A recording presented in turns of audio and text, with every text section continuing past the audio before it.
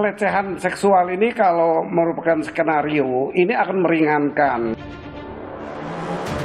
Berapa sih penghasilannya Ferdy Sambo per bulan? Kok bisa mentransfer uang ratusan juta? Setahu saya Irjen Pol itu gajinya hanya 30-an juta.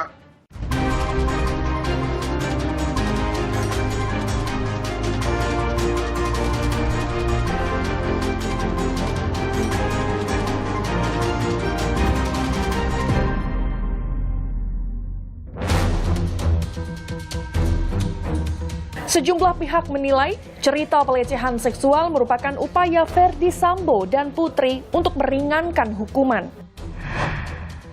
24 saksi diperiksa, polisi klaim sudah mengantongi identitas pelaku pembunuhan dan pembakaran Iwan Budi.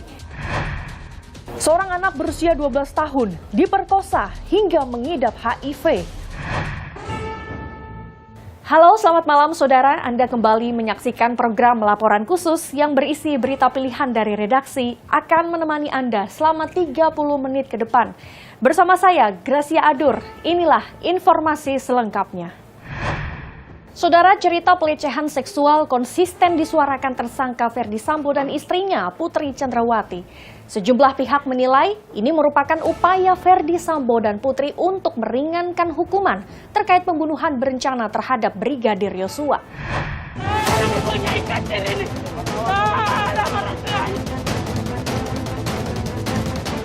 Menolak permohonan banding, pemohon banding.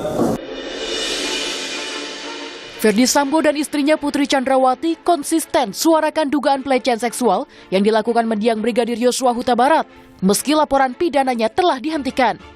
Sejumlah pihak menilai ini merupakan upaya Ferdy Sambo dan Putri untuk menghindari sangkaan primer pasal 340 terkait pembunuhan berencana terhadap Brigadir Yosua yang dapat dijerat hukuman mati. Mantan Hakim Agung Gayus Lumbun menyebut skenario pelecehan seksual dapat meringankan hukuman tersangka. Pelecehan seksual ini kalau merupakan skenario, ini akan meringankan karena mungkin ini akan digunakan mengenai bagaimana pembarangan kejahatan ya. Artinya dia bisa melakukan hal-hal yang disesuaikan dengan 340 ini, tapi karena pengaruh sesuatu. Hingga saat ini belum ada pihak yang membuktikan adanya pelecehan seksual terhadap Putri Chandrawati yang sebelumnya disebut terjadi di Duren 3, Jakarta Selatan. Namun, kemudian mendadak bergeser waktu dan tempat ke Magelang, Jawa Tengah. Bribka Riki sampai saat ini semua keterangannya tidak mengetahui apapun tentang pelecehan, hanya mendengar saja.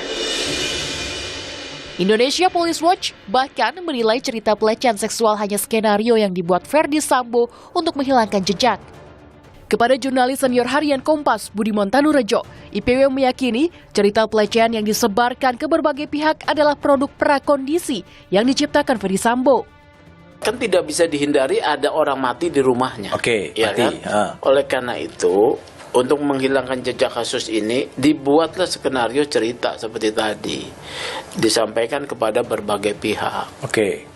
Itu upaya untuk yang saya sebut prakondisi. Oke. Produk prakondisi. Jadi ketika Komnas HAM dan Komnas Perempuan menyatakan itu ada pelecehan, itu adalah produk prakondisi. Selain itu, Ferdy Sambo masih bertahan dengan pernyataan tersangka Barada Eliezer sebagai penembak tunggal yang menewaskan Yosua.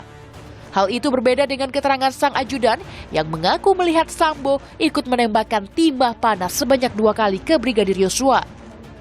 Kalau saya lihat titik krusialnya adalah saudara Efes menyangkal tidak menembak, itu aja Mbak Friska. Jadi saudara Efes bertahan bahwa menyampaikan bahwa tidak ikut menembak. Tapi nanti kita lihat bersama dan kita minta dukungan publik bahwa apa yang sudah disampaikan oleh klien saya itu sudah sebenar-benarnya. Publik pun kini menanti kapan pembuktian pembunuhan berencana Yosua digelar di meja hijau. Saat ini, Kejaksaan Agung tengah meneliti berkas yang diserahkan tim Sus Bareskrim Polri yang sebelumnya dikembalikan oleh Kejaksaan karena dinilai belum lengkap. Untuk perkara melanggar pasal 338 dan 340, 4 perkara sudah diterima kembali berkasnya pada hari Rabu, tanggal 14 September 2022. Dan 1 perkara atas nama PC kita kembali menerima berkasnya hari Kamis kemarin. Di sisi lain, polemik aliran dana dari rekening Yosua ke salah satu tersangka yang sempat diungkap kuasa hukum keluarga Yosua kembali mencuat. Sebelumnya, Kamarudin Simanjuntak sempat melaporkan temuan itu kepada penyidik tim Sus Barreskrim Polri pada 16 Agustus lalu. Seperti saya katakan yang lalu-lalu, ada 4 rekening daripada almarhum ini dikuasai atau dicuri oleh terduga Ferdi Sambo dan kawan-kawan. Handphonenya, ATM-nya di 4 bank. Kuasa hukum Ferdi Sambo dan Putri Chandrawati pun membenarkan ada rekening atas nama Bribka Riki Rizal dan Brigadir Yosua yang dikuasai Putri Chandrawati. Ia menyebut rekening itu digunakan untuk keperluan masing-masing ajudan, Bribka Riki di Magelang dan Brigadir Yosua yang bertugas di Jakarta. Anggota tim kuasa hukum keluarga Yosua lalu mempertanyakan penggunaan identitas para ajudan dan status uang yang keluar masuk di rekening tersebut. Kenapa kok atas nama rekeningnya Yosua yang digunakan? Kenapa tidak rekening PC atau FS yang dibuat lalu diserahkan kepada Yosua? Nah, itu poin pertama. Yang kedua, berapa sih penghasilannya Ferdi Sambo per bulan? Berapa sih penghasilannya Putri Chandrawati sebulan? Kok bisa mentransfer uang ratusan juta bulanan gitu ya untuk beberapa dapur gitu, di Magelang sekian ratus juta, di Jakarta sekian ratus juta. Setahu saya Irjen Pol itu gajinya hanya 30-an juta. Pakar Hukum Tindak Pidana Pencucian Uang TPPU Yenti Garnasih berpendapat pembuatan rekening atas nama ajudan atau bawahan seperti yang terjadi pada Riki dan Yosua identik dengan modus yang kerap digunakan pelaku tindak pidana pencucian uang dalam menjalankan aksinya. Modus-modus seperti ini kok seperti jadi modusnya TPPU ya. Modusnya TPPU itu ya seperti ini. Jadi orang-orang yang melakukan kejahatan itu biasanya minta KTP anak buahnya atau bahkan ada cleaning service. KTP-nya dipakai untuk membuka rekening, kemudian langsung diambil dia, baik rekeningnya maupun ATM-nya. PPATK atau Pusat Pelaporan dan Analisis Transaksi Keuangan mengaku telah menganalisis sejumlah transaksi mencurigakan para tersangka dan telah menyerahkan hasilnya ke penyidik Polri. Ya, kita fair aja ya. Artinya dari transaksi yang ada tadi, semua kita sampaikan dan penyidiklah nanti yang menindaklanjuti. Karena mereka yang punya kewenangan melakukan penyelidikan dan penyidikan.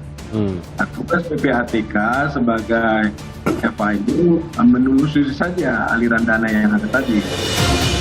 Sementara itu, upaya Ferdi Sambo melawan pemecatannya dari institusi Polri tak membuahkan hasil.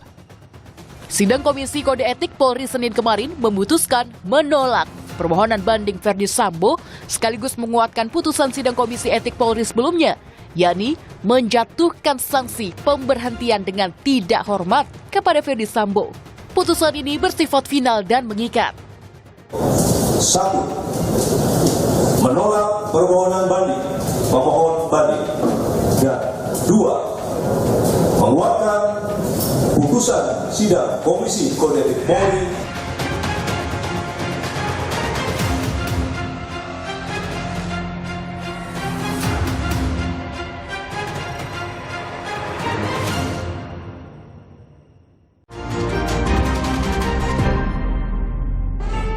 Saudara, misteri penemuan jasad terbakar tanpa kepala di kawasan Pantai Marina Semarang perlahan mulai terungkap. Dari hasil penyelidikan dan pemeriksaan 24 saksi serta analisis barang bukti yang ditemukan, polisi mengklaim sudah mengantongi identitas para pelaku pembunuhan dan pembakaran. Sorotan lainnya, seorang anak berusia 12 tahun diperkosa hingga mengidap HIV. Korban diduga diperkosa oleh kerabat dekatnya sejak 5 tahun silam saat ia masih berusia 7 tahun. Misteri penemuan jasad terbakar tanpa kepala di kawasan Pantai Marina Semarang perlahan mulai terungkap. Berdasarkan hasil tes DNA, jasad tak utuh tersebut dipastikan identik dengan Paulus Iwan Budi Prastyo, seorang PNS Badan Pendapatan Daerah atau Bapenda Kota Semarang. Dari penyisiran tempat kejadian perkara atau TKP, pada 15 September lalu, polisi menemukan salah satu bagian tubuh korban yang hilang. Selain itu, ditemukan sebuah pisau terbakar, diduga milik pelaku yang digunakan untuk membunuh dan memutilasi tubuh korban. Pisau tersebut kini dalam proses pengecekan sidik jari oleh tim forensik kepolisian. Dari analisis TKP, polisi juga menyebut Iwan Budi terdeteksi kamera pemantau atau CCTV ketika menuju kawasan Marina Semarang saat Iwan dinyatakan hilang dan tidak keluar dari lokasi hingga jenazahnya ditemukan terbakar. Berangkat dari kantor rumah itu jam 6 lewat, terpantau dari TKP, sekitar TKP itu jam 7.24 ya. Kira-kira ya 30-an menit perjalanan dari rumah menuju sampai sekitar TKP.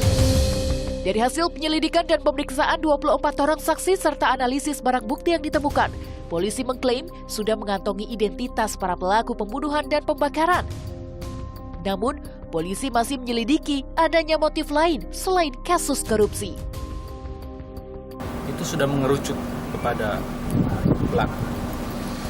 Maka pada kesempatan ini saya meminta para pelaku dengan baik-baik untuk menyerahkan diri. Selama ini kan masalah korupsi terus.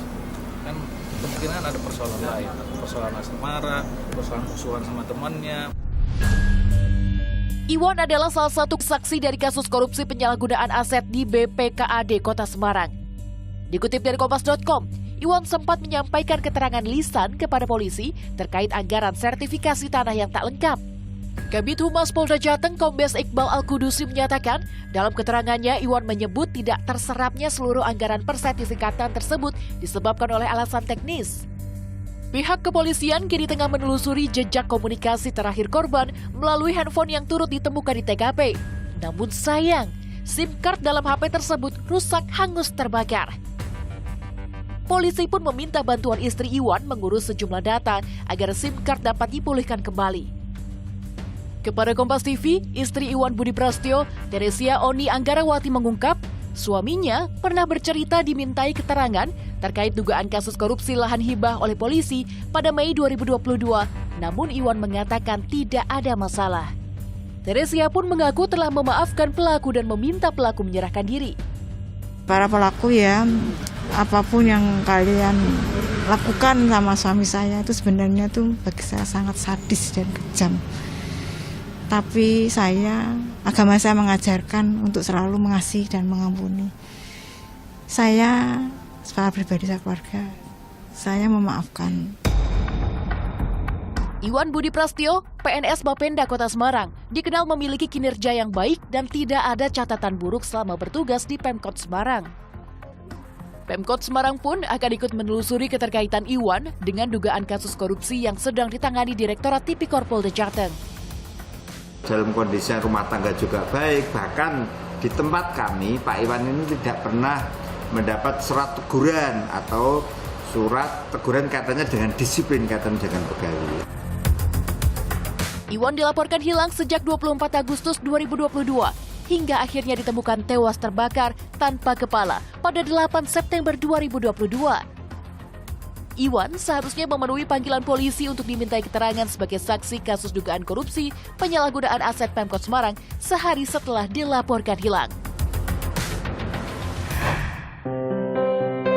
Beralih ke sorotan lain, seorang anak berusia 12 tahun di Medan, Sumatera Utara menjadi korban pemerkosaan hingga mengidap HIV. Korban berinisial JA diduga diperkosa sejak 5 tahun silam saat ia masih berusia 7 tahun. Mirisnya, tindak asusila tersebut diduga dilakukan oleh 3 kerabat dekat yang seharusnya melindungi korban. Tak hanya menjadi korban pemerkosaan, JA juga diduga menjadi korban prostitusi oleh keluarganya sendiri. Telah berlangsung bertahun-tahun, kasus pemerkosaan baru terkuak. Usai JA dilarikan ke rumah sakit atas keluhan sakit perut dan batuk. Sriwati, tim Fortune Community yang mendampingi JA menyebut, dari tenggorokan ke lambung semua jamur. Ada polip di usus 12 jari. Cek lebih lanjut penegakan hasilnya, ternyata positif itu HIV. Kisah pilu yang menimpa JA terjadi usai kedua orang tuanya berpisah. Korban diduga pertama kali diperkosa oleh kekasih sang ibu berinisial B. Tindak asusila dilakukan B ketika sang ibu bekerja. Tak lama berselang, ibu korban meninggal dan JA tinggal bersama neneknya. Kembali terulang. Pemerkosaan kedua diduga dilakukan oleh adik nenek korban berinisial CA. JA kemudian tinggal dengan tantenya berinisial A. Tak disangka, tante korban yang diduga mucikari justru memaksa JA melayani sejumlah pria. Tak hanya itu, JA juga diduga kerap menerima perlakuan kasar dan kekerasan seksual dari suami A. Karena perlakuan buruk itu, nenek korban lalu menitipkan JA ke kerabat yang lain. Namun 3 bulan berselang, JA menunjukkan gejala sakit yang tak kunjung sembuh. Kini, JA tengah dirawat jalan di bawah pengawasan Perhimpunan Tionghoa Demokrat Indonesia atau Pertidi, serta Yayasan Peduli Anak Terdampak HIV. Keadaan korban sekarang saat ini membaik, untuk saat ini membaik ya. Dan sekarang dirawat jalan oleh yayasan.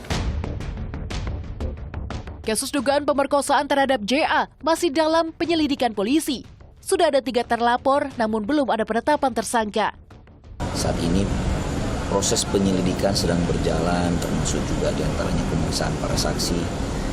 Mudah-mudahan dapat segera kami tuntaskan. Lantas, apa sanksi pidana dan denda yang menanti pelaku? Mengacu pada pasal 76D UU RI nomor 35 tahun 2014 tentang perlindungan anak, pelaku yang memaksa persetubuhan dengannya atau orang lain dapat dipidana penjara maksimal 15 tahun dan denda maksimal 5 miliar rupiah. Selain itu, jika tindak kejahatan dilakukan oleh orang tua, wali, pengasuh, pendidik, maka pidana ditambah 1/3 dari ancaman pidana.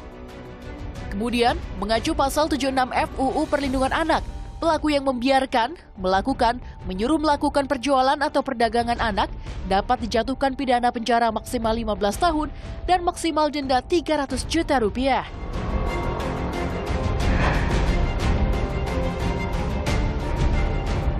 Tetapi karena ada serangan cyber terhadap nomor Indonesia tertentu, ya, maka tentu untuk sementara waktu diamankan.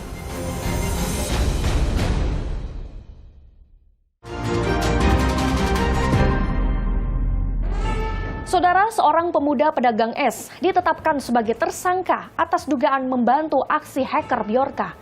Ia mengaku telah membuat kanal Telegram yang dibeli Bjorka.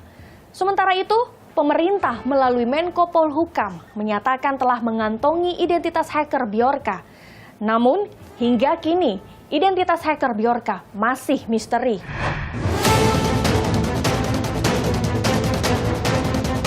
Saya tetap menggunakan nomor Indonesia untuk keperluan pekerjaan. Polri menetapkan seorang pemuda pedagang es Muhammad Agung Hidayatullah asal Kabupaten Madiun, Jawa Timur sebagai tersangka atas dugaan membantu aksi hacker Bjorka. Tersangka Muhammad Agung Hidayatullah berperan sebagai penyedia kanal Telegram. Ia disebut sempat 3 kali mengunggah informasi dari situs bridge.to ke dalam kanal tersebut. Adapun peran tersangka merupakan bagian dari kelompok Bjorka yang berperan sebagai penyedia channel Telegram dengan nama channel Bjorkanism. Motif tersangka membantu Bjorka agar dapat menjadi terkenal dan mendapatkan uang. Tersangka Muhammad Agung Hidayatullah mengakui telah membuat kanal Telegram Bjorkanism dengan alasan ekonomi. Pria berusia 21 tahun ini tak menyangka hacker Bjorka langsung menghubunginya hingga membeli kanal tersebut. Namun, ia mengaku sama sekali tak mengetahui identitas Bjorka. Channel yang saya buat itu tujuannya ya nanti kalau udah rame saya jual gitu. Dia ngasih pengumuman di channel di grupnya dia, grup yang pegang channel ini. DM saya kasih $100 gitu. Kendati telah ditetapkan sebagai tersangka, namun polisi tidak menahan Muhammad Agung Hidayatullah. Agung hanya dikenai wajib lapor 2 minggu sekali. Pihak keluarga pun memohon maaf atas tindakan anaknya. Saya sebagai keluarga mewakili mohon maaf kepada semua. Hingga kini identitas hacker Bjorka masih misteri. Sebelumnya, usai rapat bersama Satgas Perlindungan Data dengan Kemenkominfo, BSSN, BIN dan Polri pada 14 September lalu, pemerintah melalui Menteri Politik Hukum dan Keamanan Mahfud MD menyatakan telah mengantongi identitas hacker Bjorka. Sampai sekarang ini memang gambaran pelakunya sudah teridentifikasi dengan baik oleh BIN dan Polri, tetapi belum bisa diumumkan. Namun, ahli teknologi informatika Heru Sutadi menilai pemerintah terlalu dini menyatakan telah mengidentifikasi sosok hacker Bjorka. Kalau saya melihat ini terlalu prematur. Dikatakan prematur, kenapa? Karena memang ketika kita bicara dark web gitu ya, ini kan penjualannya itu memang serba rahasia, serba underground. Termasuk kan pembayarannya gitu ya, menggunakan Bitcoin atau apa gitu. Sehingga mungkin bisa jadi tidak serta-merta terlalu mudah untuk dijak gitu ya. Di sisi lain, ahli digital forensik Ruby Alamsyah mengkritik pemerintah agar tak hanya fokus pada ancaman kebocoran data dan rahasia negara. Pasalnya, data pribadi masyarakat banyak dibobol dan dijual para peretas selama beberapa tahun belakangan. Ini adalah kebocoran data pribadi masyarakat juga yang sudah banyak gitu loh. Nggak hanya oleh Bjorka, juga dari tahun 2019 sampai sekarang, data pribadi masyarakat itu sangat banyak dijual, belikan, bahkan bisa diakses secara gratis. Apakah ini tidak menjadi concern? Peretasan informasi pribadi sejumlah pejabat negara, termasuk Menkominfo Joni Plate, menjadi sorotan publik. Pasca diretas, Menkominfo Joni Plate disebut telah mengalihkan nomor ponselnya dengan nomor Amerika Serikat. Plate mengaku kendati menggunakan nomor Amerika, ia juga tetap menggunakan nomor Indonesia. Saya tetap menggunakan nomor Indonesia untuk keperluan bekerja.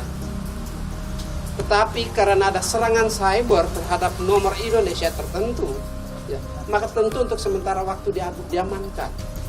Anggota DPR Komisi 1 Fadlizon mengkritik penggunaan nomor ponsel Amerika Serikat oleh Menkominfo Joni Plate. Ia menilai langkah tersebut menimbulkan ketidakpercayaan bagi masyarakat. Dikutip dari detik.com, kalau kita pakai plus 62 kan, ini kalau Kominfo saja pakai nomor Amerika, bagaimana rakyat? Kan tidak ada kepercayaan terhadap nomor kita yang di dalam negeri. DPR telah mengesahkan rancangan Undang-Undang Perlindungan Data Pribadi atau RUU PDP yang diharapkan menjadi solusi atas kasus-kasus kebocoran informasi pribadi dalam rapat paripurna hari ini. Terima kasih. Sepatutnya, pemerintah sigap dan tangkas agar tak kalah cepat dari aksi para peretas. Informasi tadi sekaligus menutup perjumpaan kita. Situasi memang terus membaik, namun kita tetap waspada karena COVID-19 masih ada. Selalu pakai masker saat beraktivitas di dalam ruangan, vaksinasi lengkap dan booster untuk perlindungan sempurna demi imunitas kita semua. Saya Gracia Adur, pamit undur diri, sampai jumpa.